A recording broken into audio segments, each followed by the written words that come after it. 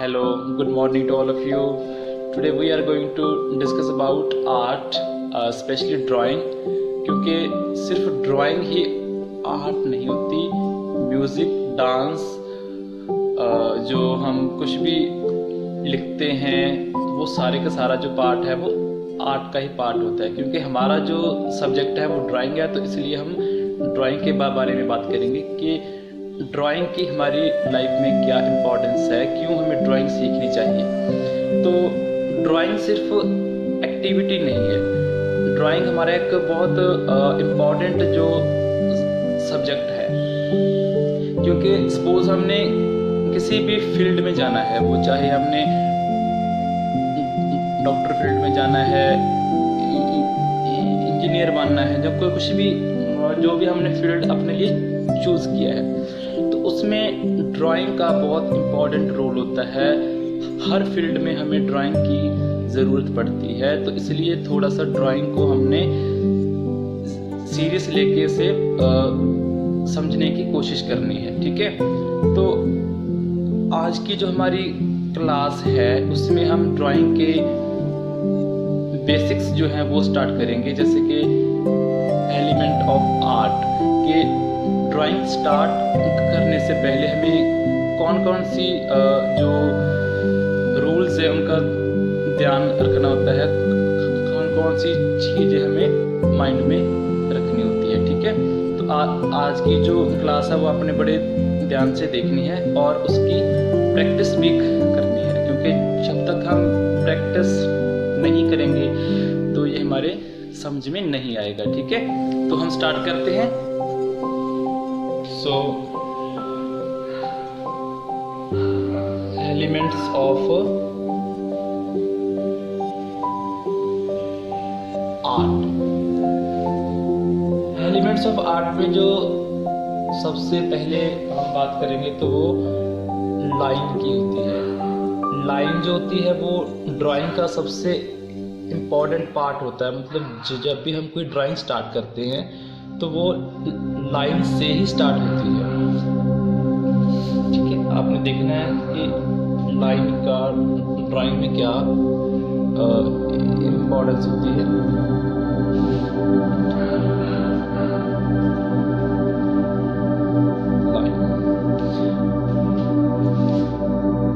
जब भी हम कोई ड्राइंग स्टार्ट करता है तो हम सबसे पहले क्या करते हैं, सबसे पहले हम वो लाइन से स्टार्ट करते हैं। उससे वो लाइन स्ट्रेट हो सकती है, कर्व में हो सकती है। ठीक है, फ्रीक्वेंसी हो सकती है ऐसे लाइन, जिगजैग हो सकती है, डॉट लाइन हो सकती है ऐसे स्किप लाइन हो सकती है, और डॉट लाइन भी हो सकती है ऐसे कई छोटे छोटे डॉट लगा के हम जो स्ट्रेट लाइन लगाते हैं। ठीक है, और उसके बाद बात करें तो एक होती है पैरेलल लाइन, के दो लाइन एक साथ होती है। सेकंड आता है क्रॉस लाइन, कि एक लाइन ऐसे गई और एक लाइन ऐसे गई, इसे हम बोलते हैं क्रॉस लाइन। ठीक है, तो ये लाइंस होगी जो हम ड्राइंग के समय से यूज़ करते हैं। तो आपने इसे बड़े ध्यान से देखना है कि लाइन को हम कौन से तरीके से यूज़ कर सकते हैं।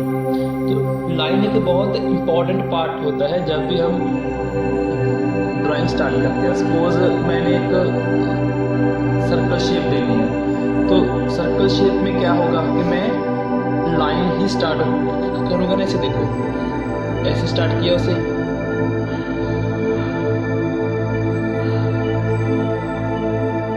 ये क्या आ गया, सर्कल शेप आ गई। तो मैंने स्टार्ट कहाँ से किया था, लाइन से।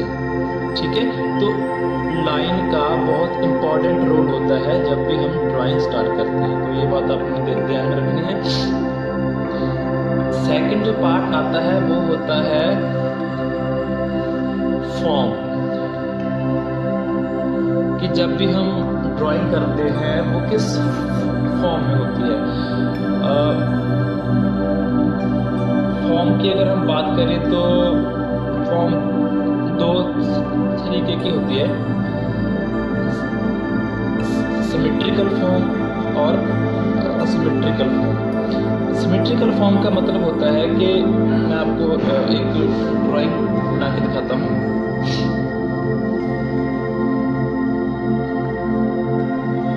सिमेट्रिकल फॉर्म ये सपोज जब भी ये हमारी वर्क शीट है, ठीक है, मतलब ये हमारी शीट है, इसके ऊपर हमने एक ड्राइंग करनी है। तो अगर हमने वो ड्राइंग जो की है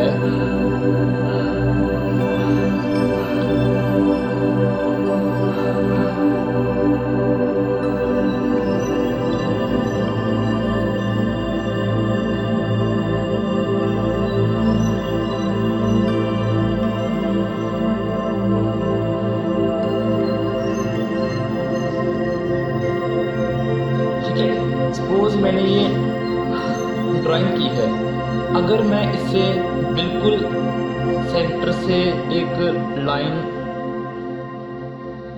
लगा दूं ऐसे, ठीक है, तो ये ड्राइंग दो हिस्सों में बढ़ जाएगी और आप ये देख सकते हो कि ये दोनों हिस्से सेम है, मतलब दोनों साइड की जो शेप है, जो फॉर्म है वो सेम है, मतलब ये भी सेम है देखो और ये भी सेम है। इसे हम बोलते हैं मिरर इमेज। मतलब अगर हम उसे सेंटर से काट दें तो वो दोनों साइड इक्वल बढ़ जाएगी, ठीक है। तो इस फॉर्म को हम बोलते हैं सिमेट्रिकल फॉर्म। सेकंड होता है सिमेट्रिकल फॉर्म। सपोज ये हमारी वर्कशीट है, ठीक है, इसके ऊपर मैंने एक सेम से डिज़ाइन की कोई बिल्डिंग बनाई ऐसे,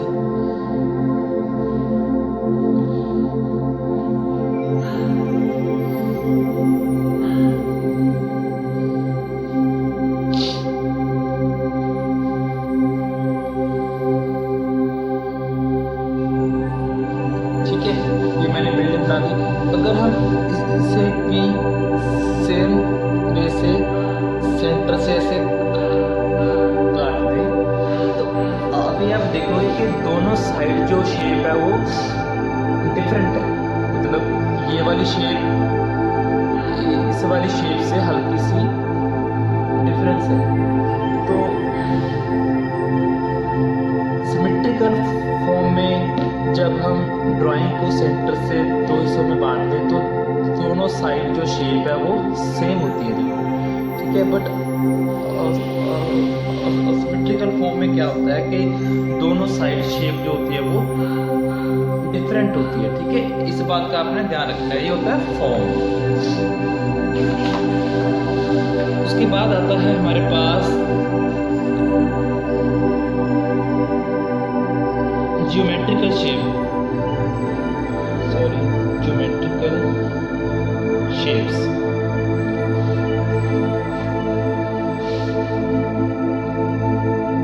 ज्योमेट्रिकल शेप्स का भी बहुत इम्पोर्टेंट रोल होता है ड्राइंग में, स्पेशली जब हम स्टिल लाइफ या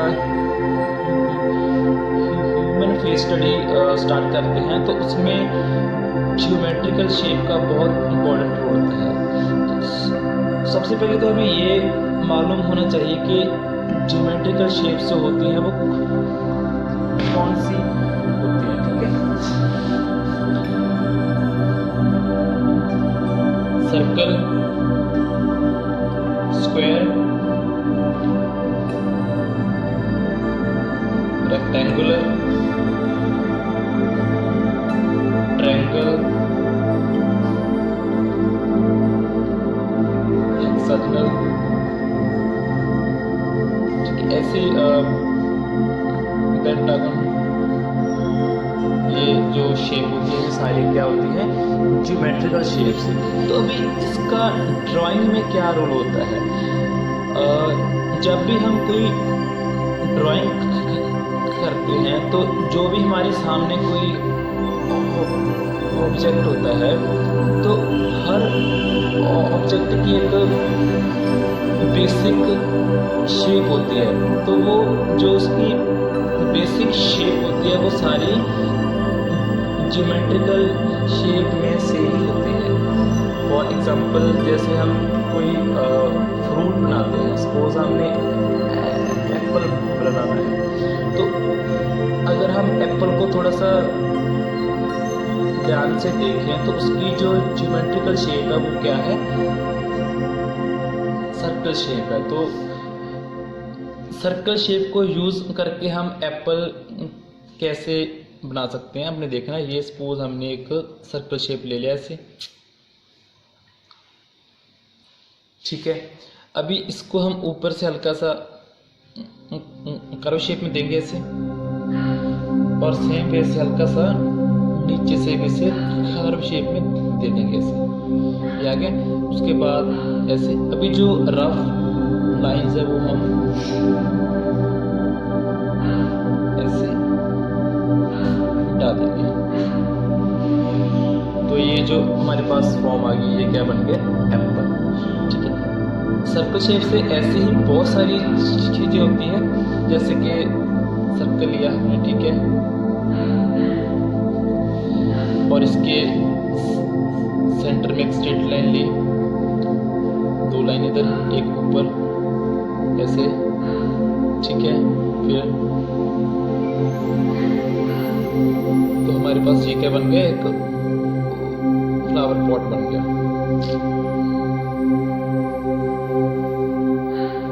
ठीक है। तो जब भी हमने ड्राइंग बनानी है, सबसे पहले हमने उसकी जो बेसिक शेप है वो फाइंड आउट करते हैं कि इसकी बेसिक शेप क्या है, स्क्वायर है, सर्कल है, रेक्टेंगुलर है, ट्रायंगल है, ठीक है। स्क्वायर शेप से हम भी बहुत सारी होती है चीज़ें, जैसे कि सपोज हमें एक हाउस बनाना है, या हमने एक स्क्वायर शेप लिया से, ठीक है। स्क्वायर शेप लेके उसके ऊपर एक ऐसे स्ट्रेट लाइन दी, ये ऐसे हो गया। फिर एक डोर, दो विंडो हमने ऐसे लगा दी, ठीक है। तो ये हमारा क्या बन गया, हाउस। सेम वैसे रेक्टेंगुलर शेप्स भी होती है। रेक्टेंगुलर शेप जैसे कि हमने ये रेक्टेंगुलर एक शेप ली, ठीक है। इससे हमने हल्का सा ऐसे कर्व शेप में दे दी ऐसे,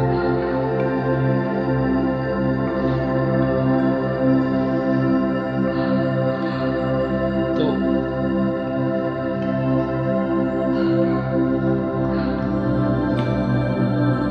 ये भी हमारे पास एक फ्लावर पॉट जो है वो बन गया।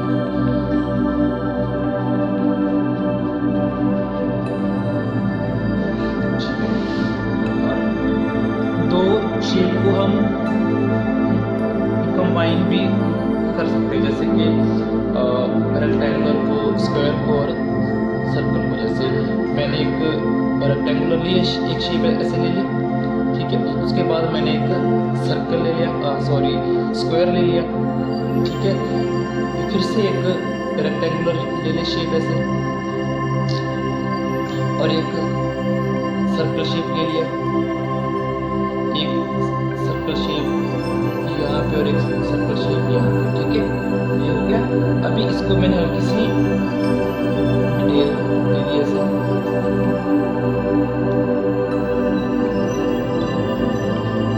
और ऊपर मैंने ट्रायंगल दे दिया ऐसे, एक ऐसे दे दिया ट्रायंगल, एक ऐसे दे दिया ट्रायंगल। तो ये एक बिल्डिंग की शेप तैयार हो गई हमारे पास, ठीक है।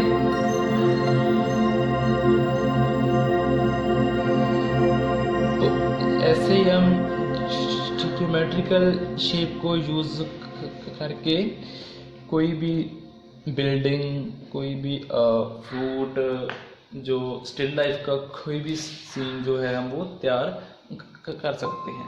ऐसी बहुत सारी चीज़ें तैयार होती हैं, जैसे कि रेक्टेंगुलर से अगर हमने कोई ग्लास बनाना हो, ठीक है, तो वो ऐसे आ जाएगा कि ऊपर से हल्की सी कर्व शेप दे दी, ऐसे हल्का से सलांत किया ऐसे, और नीचे से ऐसे दे दिया। तो जो बाकी की रफ लाइंस हैं वो हम मिटा देंगे, ठीक है। तो ये हमारा क्या तैयार हो गया, ग्लास। तो अभी आपने जो बात का ध्यान रखना है कि जब भी आपने कोई ड्राइंग स्टार्ट करनी है, आपने सबसे पहले उसकी जो बेसिक स्ट्रक्चर होती है वो आपने फाइंड आउट करनी है। फिर उसी बेसिक स्ट्रक्चर को लेके आपने वो सारी ड्राइंग बनानी है, ठीक है। ये तो होगी थी हमारी ज्योमेट्रिकल शेप्स, ठीक है। उसके बाद हम बात करते हैं जो कलर होते हैं, ठीक है।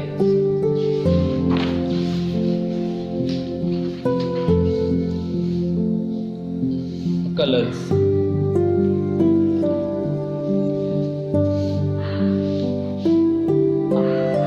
आप सभी को ये मालूम है कि कलर जो होते हैं वो डिवाइड किए होते हैं, जैसे कि प्राइमरी, सेकेंडरी और टर्शियरी कलर, ठीक है। आपको मालूम है कि प्राइमरी कलर कौन से होते हैं? Yes, red, yellow and blue, ठीक है। Primary colour red, yellow and blue. इसे हम प्राइमरी इसलिए बोलते हैं क्योंकि ये हमें नेचर से ही मिलते हैं, मतलब इसमें कोई भी मिक्सचर नहीं होता। रेड, येलो और ब्लू जो होते हैं कलर वो नेचुरल होते हैं। तो प्राइमरी कलर को आपस में मिला के, ठीक है, जैसे हमने रेड और येलो को मिला दिया, येलो और ब्लू को, और ब्लू और रेड को, तो प्राइमरी कलर को आपस में मिला के हमें क्या मिलते हैं? सेकेंडरी कलर्स, ठीक है। और सेकेंडरी और प्राइमरी को मिला के जो हमें मिलते हैं वो होते हैं टर्शियरी कलर, ठीक है। तो अभी हम ये देखेंगे कि ये होते कैसे। एक ना कलर साइकिल होता है, ठीक है, जैसे कि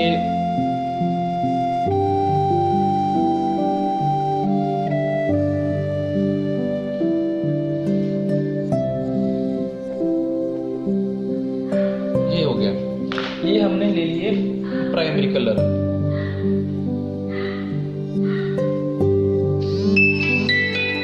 रेड,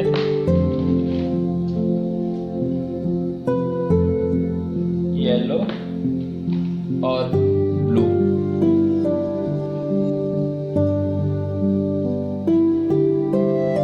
ठीक है। अभी मैं एक लाइन लगाऊंगा ताकि आपको ये मालूम हो जाए कि ये वाले कलर प्राइमरी है। सपोज मैंने जो प्राइमरी कलर वाली थी वो लाइन को मैंने ब्राउन दे दिया, ठीक है। अभी मैं बनाऊंगा सेकेंडरी कलर।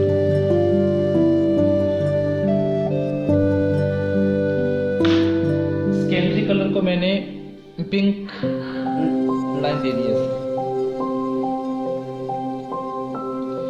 ठीक है। अभी देखो, रेड और येलो को मिला के क्या बनता है? ऑरेंज कलर, ठीक है। वैसे ही येलो और ब्लू को मिला के क्या बनता है? ग्रीन कलर, ठीक है। रेड और ब्लू को मिला के क्या बनता है, पर्पल और वायलेट। ठीक है, ये हो गए प्राइमरी कलर। ठीक है, अभी जो टर्शियरी कलर होते हैं, जैसे मैं ये लिख दूंगा P for primary, S for secondary. ठीक है, P for primary, S for secondary, P for primary, S for secondary. ठीक है, ये तो हमारे प्राइमरी हो गए और ये हो गए सेकेंडरी। मतलब 3 जो होते हैं वो प्राइमरी होते हैं, 3 जो होते हैं वो सेकेंडरी कलर होते हैं। अभी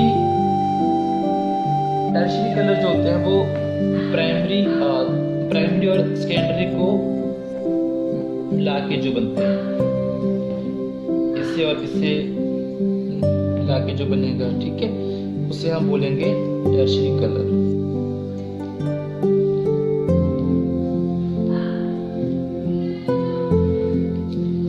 मैं ब्लैक लाइन के साथ मार्क करूंगा ताकि आपको क्लियर हो जाए।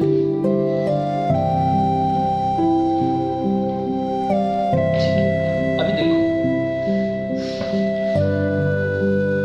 ऑरेंज और रेड को मिला के हमारे पास बनता है स्कारलेट लेक। मतलब रेड की जो लाइट फॉर्म होती है और ऑरेंज की जो डार्क फॉर्म होती है। ठीक है, हम क्या करेंगे, हमारे पास वैसे तो स्कारलेट लेक अभी है नहीं, हम क्या करेंगे, ऑरेंज और रेड को जो मिला देंगे आपस में ऐसे। ठीक है, तो ये हमारे पास स्कारलेट जो लेक है वो रेडी हो चुका है। एक्चुअली मेरे ना हाथ में थोड़ा सा ब्लैक का कलर था तो वो थोड़ा सा डार्क हो गया। ठीक है, अभी हम बात करेंगे ऑरेंज और येलो की। ऑरेंज और येलो को मिला के हमारे पास बनता है ऑरेंज की लाइट फॉर्म और येलो की जो डार्क फॉर्म होती है। ठीक है, क्रोम येलो बोलते हैं उसे, गोल्डन येलो भी हम बोल देते हैं। ठीक है, ऑरेंज और येलो। ठीक है, तो ये हमारे पास तैयार हो गया। उसके बाद ग्रीन और येलो। ग्रीन और येलो को हमारे पास मिला के लाइट ग्रीन बनता है कलर। ठीक है, लाइट ग्रीन हो गया। उसके बाद जो हमारे पास कलर आता है ग्रीन और ब्लू को मिला के, वो हमारे पास होता है dark green colour, dark green. इसमें हल्का सा ब्लू कलर लाएंगे तो आप देखो कि ये ग्रीन की डार्क फॉर्म आ गई। ठीक है,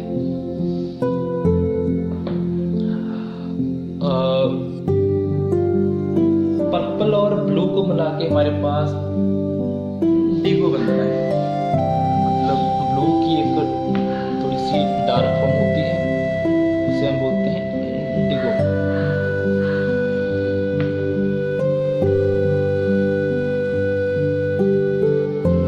ठीक है, ये वाला आ गया हमारे पास कलर।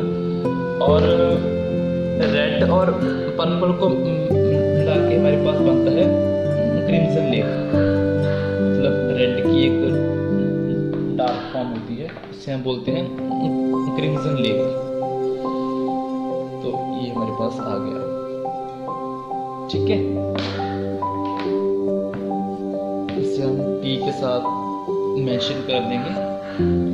ओके, हमारे पास जो थे ये ब्राउन वाले जो हैं वो है हमारे पास प्राइमरी कलर, पिंक वाले जो हैं वो हैं सेकेंडरी कलर, और जो ब्लैक लाइन के साथ मेंशन किए हुए हैं वो सारे टर्शियरी का कलर हैं, ये वाला। ठीक है, टी के साथ जो मेंशन किए हुए हैं, इसे सारे को हम बोलते हैं कलर व्हील। ठीक है, तो